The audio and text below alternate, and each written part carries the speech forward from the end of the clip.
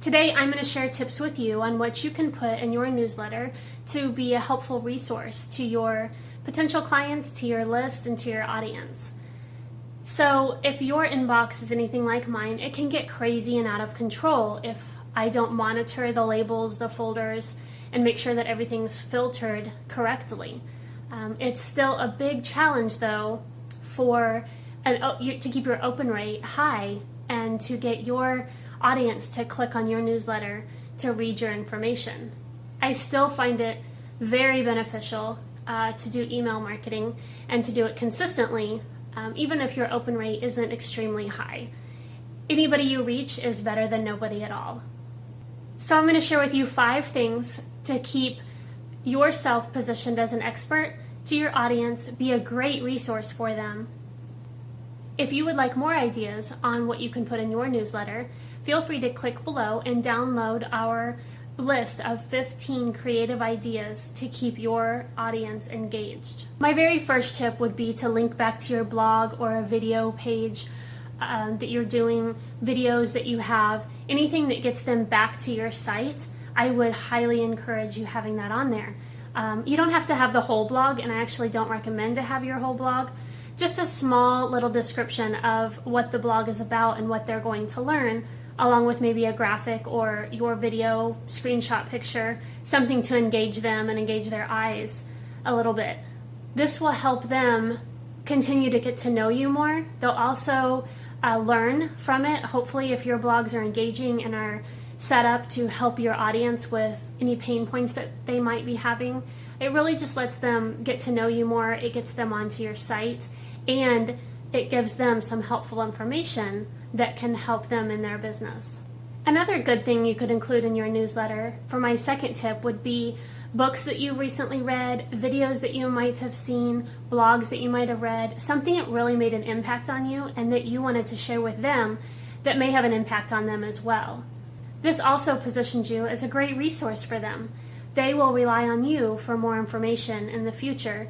It also gives them a peek at who you're following or what you're reading, what you think is helpful, and that can open their point of view on what might be helpful to them as well. My third tip would be an upcoming event, a workshop, a seminar, something you're sponsoring or something that you're going to be attending, even if you aren't sponsoring or a part of.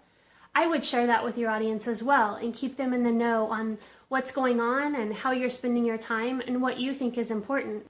You can also use this information in your next newsletter or for social media or for a great autoresponder to follow up about the event or the workshop, the seminar, something you sponsored, and let them know how it went. Take pictures while you're at that event and really help them to be engaged and let them have a peek in your world. And it also lets them know what's important to you and how you're spending your time. My fourth tip would be a how-to video or answering an FAQ that a client or a customer or someone may have asked on social media. Videos are really helpful if you want to do some kind of a very short training or just a face video of teaching them tips, just becoming a helpful resource to them.